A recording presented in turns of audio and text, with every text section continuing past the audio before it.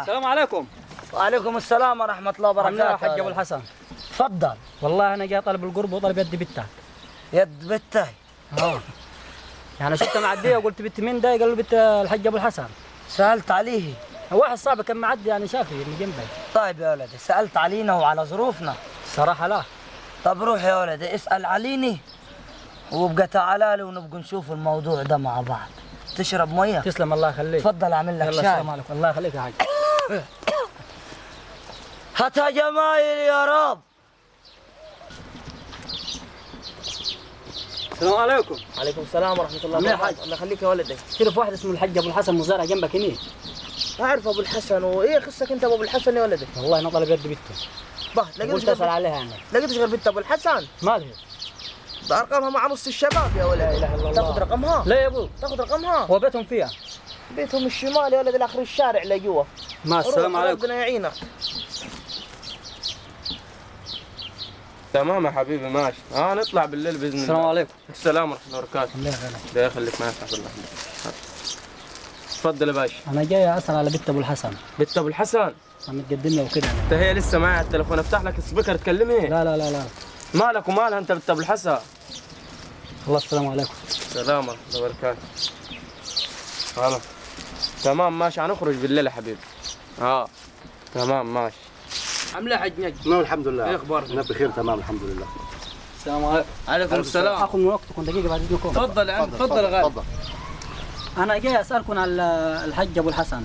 انا متقدم لبنته زي كده، قلت اسال عليها قبل ما اروح له. بنته يا راجل والله العظيم لحد دلوقتي فيش واحد اساله على بنته يقول ان هي محترمه. بس يا اخي حرام عليك. يقول لي بتكلمه يا لا مؤاخذه. استغفر الله. بس انا اللي سمعت من الناس. انت سمعت من الناس. سمعت من الناس، شفت بعينك. ما الناس كلها بتقول يا عم. مالك ومال الناس؟ ما الناس ما فيش معاها غير تقول قالوا يقولني قالوا يقولني، ما غلط. طب انا سمعت من الناس عشان ما اكذبش. لا انت طالما ما شفتش بعينك ما تتكلمش على بنات الناس.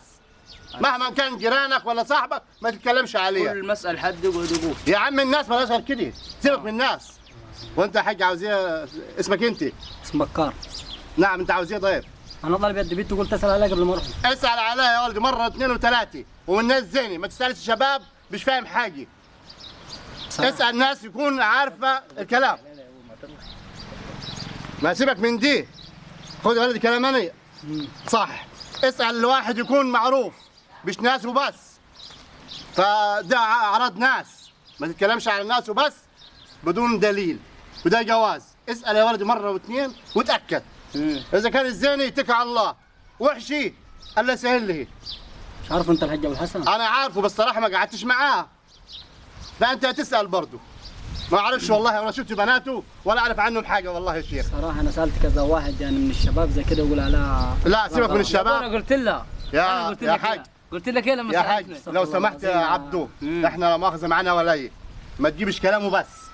فانت ما عندكش دليل ما تقولش. ما بقول لك الناس كلها قالت. ما سيبك من الناس يا اخوي. لا يا اخوي ما تقولش كلامه بس. انت يا حاج بكار اسال مره عليه واثنين زيني اتكل على الله، وحشي لحالها يا ولدي. طب انا عاوزك تقف معي نسال انا وانت. انا اسالك يا ولدي، سيبني اسالك وارد عليك. اتكل على الله. مع السلام عليكم. روح اعمل اسئله. يا عبد يا اخوي ما تفضلش تقول كلامه بس مش متاكد منه. ما هو قال لك يا حاج يجي اربعه يسالهم ما يعرفش كام يقول لك برضه احنا مالناش دعوه. انت شفته بعينك. ما انا سمعت من الناس وهو سمع برضه. ما كل الناس بتسمع. لو قعدنا نقول لكل الناس خلاص كله هيبوظ. يلا مالناش دعوه بالناس يا حبيبي. هو نصيبه. بس هو ليه؟ عاش من شافك يا ابو الحسن. تفضلوا تفضلوا يا ابوي. عامله حاج ابو الحسن. تفضلوا. محتاجين حاجه اقدر اقوم بيها. والله احنا جايين لك في خير. تفضل. انا اعرفك. انا حق نجم يا ابوي. حق نجم انت كبرت عليك. ربنا يديك الصحه. ربنا يديك الصحه. تفضلوا. انا جاني واحد اسمه بكار وبيقول لي عاوز اخذ بنت ابو الحسن. قلت له والله الراجل انا لي فتره ما شفتهوش. ايوه جالي جاله. قلت له روح اسال علي الاول وعلى بنتي. فهو ظاهر سال عليك. فعاوز يخطب بنتك.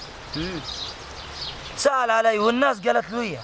والله الناس يا ابو الحسن ناس وحشي. قالت له مش عاوز اقول كلام الالفاظ اللي اتقالت ما ينفعش اقولها. قالوا كلام وحش في ظهري. قالوا يا الله. ابى اقول لك حاجه يا حاج نجم. قول لي يا حبيبي، قول لي يا اخوي. انا مش معايا بنات. يا ساتر يا رب. انا ربنا ما كرمنيش ولا ما خلفتش.